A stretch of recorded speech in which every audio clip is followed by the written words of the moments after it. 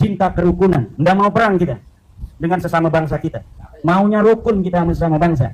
Ya, yang namanya tesis nggak usah dibalas dengan perang, dibalas saja dengan antitesis lagi atau dibalas dengan dalil, dalil PS dalil. Kalau perang, ya orang Banten nggak usah dia ngomong gimana orang Banten kalau perang.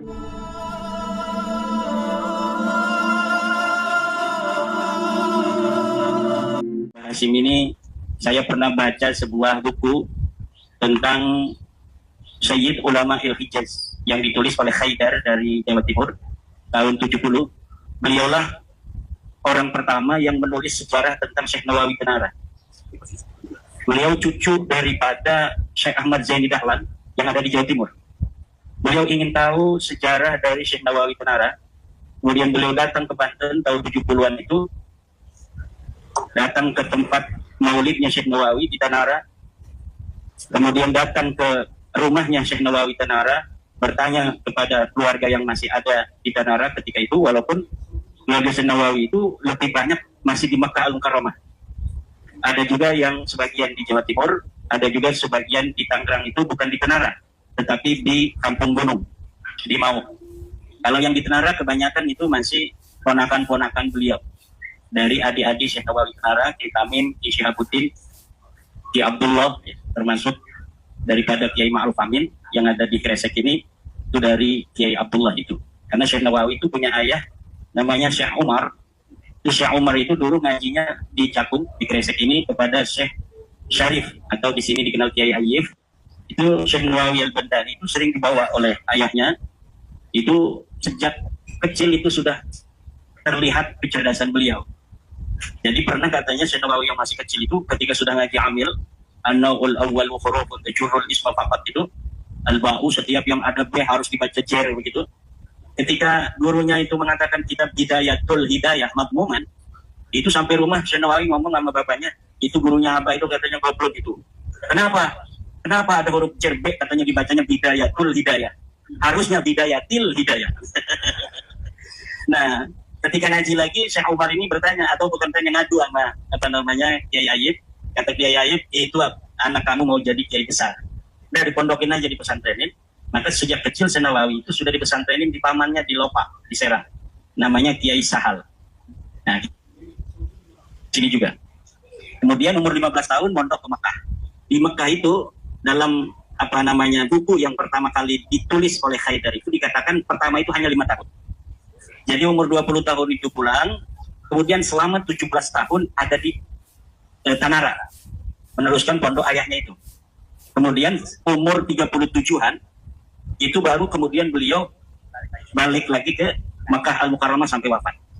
Walaupun apa namanya berbagai macam versi berapa tahun beliau ada di Tanara itu berbeda-beda, tetapi kalau kita melihat sejarah pertama, buku yang ditulis oleh seorang penulis sejarah biografi beliau, yaitu Haidar, yang bukunya masih punya saya karena waktu S2, saya itu mengambil tesis judulnya Syekh Nawawi At-Tanara Al-Bandani wa Qauluhu fi Ahli Kitab fi Kitabihi Marah Labid fi Tafsir Al-Quran Al-Karim, atau apa itu namanya, panjang itu tafsirnya, yang kita kenal dengan Tafsir Munir ini. Jadi Tafsir Munir yang akan dibaca oleh Kiai Taqiyuddin itu adalah objek penelitian saya waktu S2 di Institut Ilmu Al-Quran. Jadi selain nanti bicara tafsir, juga harus bicara tentang biografi. Sedangkan pada saat itu 2007-2008 sangat sedikit sekali masih kita bisa jumpai tulisan tentang sejarah hidup beliau. Nah, salah satu yang saya temukan adalah karya Haidar dari Jawa Timur, cucu dari Syekh Zaini Dahlan. Karena Syekh Zaini Dahlan itu mempunyai keturunan di Jawa Timur. Juga yang kedua adalah karya dari Kiai Romli dari Tanara sendiri. Nah itu, di dalam buku itu beliau bicara tentang Syekh Hadratus Syekh Hasim Asy'ari. Karena penulis ini Haidar mondoknya di Tebuireng. Jadi Haidar ini mondok di Tebuireng dan dia diajar oleh Syekh Hasim Asy'ari. Nah menurut Haidar ini, Syekh Hasim Asy'ari kalau membaca kitab Fathul Qarib katanya, kemudian mengambil pendapat-pendapat ulama, ketika sudah sampai kepada mengambil pendapatnya Syekh Nawawi, nampak betul beliau bersedih dan berkaca-kaca. Itu ada di tulisannya itu. Mungkin di Shopee sekarang ini dicetak ulang ya, karena itu dicetak tahun 70-an. Zaman sekarang enak sekali kita, kalau ada buku-buku yang sudah jarang itu bisa cari di Shopee apa namanya bajakannya. Jadi kalau aslinya mahal itu di Shopee pasti ada pajakannya. Jadi pajakan itu membantu buat kita santri yang kurang dana juga, yang ingin memiliki buku-buku masa lalu. Nah, itu adalah sebuah berita awal yang sangat berharga sekali tentang bagaimana pengakuan dari Hadratus Syekh Hasyim Asy'ari tentang sosok dari ulama Banten yang bernama Syekh Nawawi Al-Bantani. Dan itu juga merupakan sumber sezaman dari seorang tokoh bernama Syekh Nawawi. Kenapa? Karena yang meriwayatkan adalah murid daripada Hadratus Syekh Hasyim Asy'ari yang mendapatkan langsung dari Syekh Nawawi Tenara. Jadi ini terkonfirmasi. Ada tokoh yang tidak terkonfirmasi. Dikatakan besar di masa lalu, tetapi ketika dicari sumbernya, di masa itu tidak bisa dijumpai. Kita yang banyak itu di masa itu, di masa di mana tokoh itu dikatakan hidup di masa itu, ketika dibaca satu persatu, tidak ada satupun yang membahas tentang tokoh yang dimaksud. Nah itu sering sekali kita jumpai dalam tokoh-tokoh dari kaum Ba'lawi itu. Berarti itu bisa disimpulkan sebagai tokoh fiktif.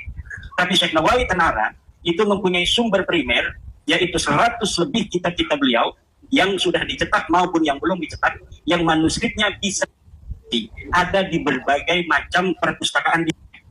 Ketika saya di Mesir, saya mendapatkan satu kitab yang tidak sampai ke Indonesia, tetapi ada di Mesir, yaitu sebuah kitab kayak kitab berjanji begitu. Jadi kitab yang khusus untuk marhaba. Jadi ada itu kan sekarang ada berjanji, ada tibai, ada juga yang nah itu Syekh Nawawi pun punya. Namun saya belum ada kesempatan untuk mencetak ulang kembali. Tapi manuskripnya, PDF-nya saya bawa waktu itu dari Mesir. Kemudian di Leiden itu banyak pula manuskrip karya Syekh Nawawi yang juga tidak sampai dicetak di Indonesia. Dan yang mengejutkan, ternyata di Banten ini tokoh kitab kuning itu bukan hanya Syekh Nawawi. Sebelumnya itu ada ulama besar yang mempunyai banyak kitab karangan dalam bahasa Arab yang hari ini kalau santri ditanya tidak mengenal namanya. Namanya Syekh Abdullah bin Abdul Qahhar yang sangat banyak menulis kitab dalam bahasa Arab yang manuskripnya beberapa itu saya temui ada di Leiden juga. Tapi kita memerlukan banyak biaya lah untuk bisa membawa manuskrip itu atau memfotonya, kemudian kita cetak kembali dan kita perkenalkan kepada dunia bahwa Banten itu memang mempunyai sebuah kekhasan sebagai pelopor ilmu pengetahuan agama di Nusantara selain di Aceh. Jadi ulama-ulama masa lalu yang bisa untuk dikatakan sebagai pelopor untuk di Nusantara itu memang Aceh. Tidak bisa dipisahkan sejarah Islam Indonesia ini dengan sejarah Islam Aceh, karena memang pertama kali Islam itu Aceh. Kemudian di Jawa itu diantaranya adalah tahun yang paling tua terkonfirmasi dalam data-data sejarah. Tahun 1634 Mekah. Usnas. Ada sebuah kitab namanya Al-Mawahib Ar-Rabbaniyah lil Ajwibah lil As'ilah Al-Jawiyah. Al-Mawahib Ar-Rabbaniyah karangan siapa? Karangan Ibnu Allah. Siapa yang nulis? Yang nulis namanya Raden Arya Wangsa. Dia ditugaskan untuk mengawal Pangeran Pakik. Pangeran Pakik ini nama kecil dari Sultan Abul Ma'ali Ahmad. Sultan Abul Ma'ali Ahmad ini waktu kecil namanya Pangeran Pakik. Dibuatlah sebuah tim oleh Sultan Abdul Fahir Mahmud Abdul Qadir 1634 untuk memondokkan anaknya di Mekah. Karena anak raja nggak mungkin mondok sendiri kayak kita Assalamualaikum kelurahan pondok. Tapi dibentuk tim yang diketuai oleh Lebe Panji. Lebe Panji ini adalah leluhur daripada pondok pesantren Mambaul Hikmah Rengit. Leluhur dari Kiai Qalyubi dan Kiai Mahmud di Rengit. Nah, wakilnya adalah Raden Arya Wangsakar. Sayangnya di Mekah baru beberapa hari tinggal Lebe Panji ini wafat. Akhirnya digantikan ketua timnya adalah oleh Raden Arya Wangsakar.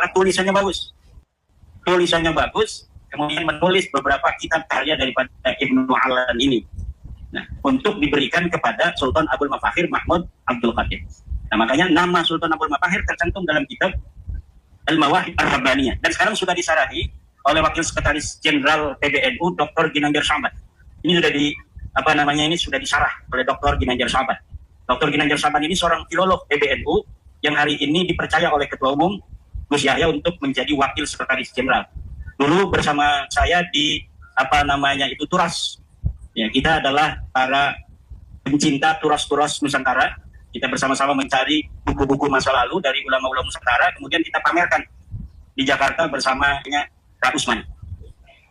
Nah, ini adalah merupakan sebuah rangkaian di mana santri-santri Tebu Ireng, terutama yang berasal dari Banten ini, untuk tidak melupakan sejarah. Karena apabila kita melupakan sejarah, maka orang lain yang akan menyusun sejarah itu. Kalau sejarah itu yang luar biasa kemudian dibiarkan oleh kita dan kemudian dibuat sejarahnya orang lain, dipencongkan sejarah itu, ini akan berbahaya untuk anak keturunan kita di masa yang akan datang. Orang yang tidak punya sejarah saja, itu mereka mau menulis-nulis sejarah leluhurnya walaupun palsu. Kenapa? Orang Nusantara, ulama-ulama Nusantara, terutama alumni Tebu Ireng yang merupakan alumni dari sebuah pondok pesantren yang berjasa besar bagi perkembangan Islam di Nusantara, khususnya pada abad ke-20, 1900-an sampai hari ini, yang tidak bisa dipisahkan keberagamaan Indonesia, khususnya agama Islam Nahdlatul Ulama dengan pondok pesantren Tebu Ireng. Walaupun hari ini banyak orang-orang yang berusaha untuk menjauhkan walaupun tidak akan berhasil karena terlalu banyak sumber sezamannya, Mbak Hasyim Asy'ari. Terlalu banyak sumber sejaman. Bagaimana narasi hari ini yang dikatakan bahwa seorang Mbah Hasyim Asy'ari pernah berguru kepada atau pernah diperintahkan oleh seorang Habib namanya Habib Qasim untuk mendirikan NU. Padahal yang kita tahu dalam sejarah, bahkan tokoh sejarahnya juga waktu itu masih ada, yaitu Mbah As'ad, dan pernyataan beliau itu berhasil kita rekam yang menjadi sumber sejaman yang tidak terbantahkan, bahwa pendirian Nahdlatul Ulama adalah oleh ulama-ulama Jawa Timur, Jawa Tengah khususnya, ditambah Jawa Barat, kemudian dengan isyarah ilahiyah rabbaniyah dari Mbah Khalil Bangkalan, di mana Mbah As'ad Syamsul Arifin diperintahkan oleh Mbah Khalil untuk membawa tasbih dan tongkat, kemudian diberikan kepada Mbah Hasyim. Dan ini tidak bisa dibantah. Nah, sekarang ada narasi-narasi baru di mana sejarah keluhuran pendirian NU itu mau dibelokkan. Nah, kalau kita diamkan, masa depan sejarah NU itu akan berubah arahnya sesuai dengan keinginan orang-orang yang merubahnya, jika kita sebagai penerus dari Mbah Hasyim Asy'ari tidak mau menjaganya. Memang NU tidak didirikan oleh Mbah Hasyim Asy'ari sendiri, mustahil organisasi besar didirikan oleh seorang tokoh, walaupun beliau besar Mbah Hasyim, tetapi NU didirikan oleh banyak ulama, yang ulama itu kemudian sepakat untuk menjadikan Mbah Hasyim sebagai pionir dan Rais Akbar yang pertama. Itu sejarahnya. Walaupun mungkin ide-ide dasarnya memang dari Mbah Hasyim, tetapi ketika mau mendirikan, misalnya Ki Raffiuddin mendirikan Paksun, memang Ki Raffiuddin punya pikiran sendiri, tapi nggak mungkin bisa mendirikan Paksun yang hari ini begitu luar biasa kiprahnya di tengah masyarakat Banten, khususnya para alumni-alumni Tebu Ireng, kalau tidak dibantu oleh Kiai Syadili, Tobari Syadili, Kiai Taqiyuddin, Kiai Abdullah Musta'in, Kiai Mahrus, dan semua alumni-alumni Tebu Ireng. Tidak mungkin. Begitu pula pendirian Nahdlatul Ulama. Yang mendapatkan ilham Rabbani adalah Mbah Khalil. Diberikan kepada Mbah Hasyim. Mbah Hasyim kemudian mengajak para ulama. Banyak ulama-ulama yang ikut. Nah, kemudian ada katanya, sejarah beberapa orang yang ikut dalam awal NU, kemudian sejarah data. Itu teknis organisasi, dinamika yang ada pada saat itu. Dari mana saya tahunya? Dari ketika perjuangan Wali Songo Indonesia ini dibentuk. Perjuangan Wali Songo ini dibentuk, awalnya beberapa orang. Kemudian banyak yang mendukung pengurus. Kemudian karena ada dinamika, ketidakpuasan individu, akhirnya dia berhenti. Ketika misalnya akta notaris belum jadi, dia berhenti dulu. Memang dia pendiri awal, pencetus. Tapi ketika dia karpe dewek, nggak mau bareng-bareng, kemudian dia tidak ada di dalam akta notaris itu. Dan sedangkan sejarah itu membutuhkan sebuah bukti empiris berupa catatan. Makanya Yai Raffiuddin ini, anggota-anggota ini harus dicatat, nanti bikin sebuah bunga rampai, buku bunga rampai Paksun alumni Tebu Ireng kiprah di Banten. Siapa saja yang hadir ketika acara pengajian di pesantren Kiai Taqiyuddin di Bogor, dihadiri oleh Kiai Tobari, Kiai Raffiuddin, Kiai Abdullah, dan para alumni lainnya, dicatat semua ya. Karena ini bukti sejaman akan sahabat-sahabat kita ini semua. Nanti kalau cucu-cucunya 100 tahun lagi ingin tahu, dulu katanya mbah saya itu alumni Tebu Ireng, ada nggak catatannya di dalam buku alumni Tebu Ireng dari Banten? Ternyata Pak Sun membuat tahun 2025 sebuah buku bunga rampai yang di dalamnya ada foto-foto kegiatan, di dalamnya ada nama-nama. Kemudian akan dilihat, wah ini kakek saya ini merokok aja ngajinya ini. Alhamdulillah, ada nanti, ini bukti sejaman untuk anak cucu kita nanti 100-200 tahun yang akan datang. Oh wajahnya kok, apa kakek kita begini, udang-udangnya hijau. Jangan-jangan udang hijau itu mau perang dia. Ternyata Syekh Tobari sendiri. Kalau beliau ke rumah saya ini udah dari dulu 2015-2016 sama-sama mempunyai kepedulian terhadap Kesultanan Banten. Kita mendirikan bersama beliau Rabitah Kesultanan Banten untuk bagaimana menjaga warisan-warisan leluhur, budaya dan agamanya. Nah ini dari dulu. Jadi beliau ini nggak usah pakai Google Map ke sini. Nggak usah pakai Google Map kalau beliau. Malam aja udah nyampe. Alhamdulillah. Saya sebagai tuan rumah mengucapkan banyak terima kasih. Pada malam hari ini rumah dan pondok pesantren saya diberi kehormatan untuk menjadi tuan rumah di dalam acara sakral dari Pak Sun, alumni pesantren Tebu Ireng. Sunnya itu saresehan untuk negeri. Karena memang seorang murid tidak akan jauh dari gurunya. Ketika gurunya Mbah Hasim seorang ulama yang patriotik kebangsaan dan ketanah airan, dan ini dibuktikan oleh beberapa manuskrip resolusi jihad, fatwa jihad beliau, maka santri-santrinya pun penerus dan alumni dari Pondok Pesantren Tebu Ireng memiliki sikap yang sama. Selain i'dadul mutafaqqihina fid-din, Pondok Tebu Ireng itu, Pondok Tebu Ireng sudah terbukti melahirkan para alumni-alumni yang mempunyai kepedulian terhadap bangsa dan negara lebih dari yang lainnya. Alhamdulillah. Memang pondok pesantren itu tugas utama adalah i'dadul mutafaqqihin. Tapi dalam setiap pengajian wajib kita sebagai pengasuh pondok untuk juga menggelorakan semangat kebangsaan, semangat cinta tanah air, cinta kerukunan. Nggak mau perang kita dengan sesama bangsa kita, maunya rukun kita sesama bangsa. Ya, yang namanya tesis nggak usah dibalas dengan perang, dibalas saja dengan antitesis lagi atau dibalas dengan dalil PS dalil. Kalau perang ya orang Banten nggak usah dia ngomong gimana orang Banten kalau perang, ya kan, nggak usah diajarin lah ya. Tapi tugas kita adalah menjaga negara dan bangsa kita untuk tetap damai. Kita bantu pemerintah kita untuk menciptakan kedamaian di atas tanah air kita Indonesia, di mana dulu ratusan ribuan nyawa dari luar kita telah dikorbankan demi terwujudnya kemerdekaan ini. Dan ketika kemerdekaan dan kedamaian sudah kita raih, maka hifdzul maujud ini hukumnya wajib. Hifdzul maujud menjaga yang ada, yaitu negara kesatuan Republik Indonesia. Kedamaian dan ketertibannya harus menjadi perhatian yang utama bagi kita. Dan ini adalah yang diwariskan oleh Mbah Hasim Asy'ari, diwariskan oleh Mbah Khalil Bangkalan. Mbah Khalil Bangkalan itu mengaku dirinya itu sebagai murid Syekh Nawawi. Sebenarnya beliau itu tidak seperti Mbah Hasim ngaji pada Syekh Nawawi. Tapi kenapa Mbah Khalil ngomong beliau ini adalah murid dari Syekh Nawawi Tanara? Karena di dalam buku Haidar itu dikatakan bahwa Mbah Khalil itu banyak berdiskusi, karena satu letting, berdiskusi dengan Syekh Nawawi. Jadi nggak ngaji satu kitab apa gitu, enggak. Tapi berdiskusi, bahkan kadang-kadang adu dalil, debat-debatan. Tapi kemudian ketika beliau pulang, beliau mengaku sebagai muridnya Syekh Nawawi Tanara Al-Bantani. Karena beliau ke Mekah itu sudah luar biasa pinternya Mbah Khalil Bangkalan. Syekh Nawawi Tanara ke Mekah itu ya sudah pinter, karena sudah ngaji sebelumnya.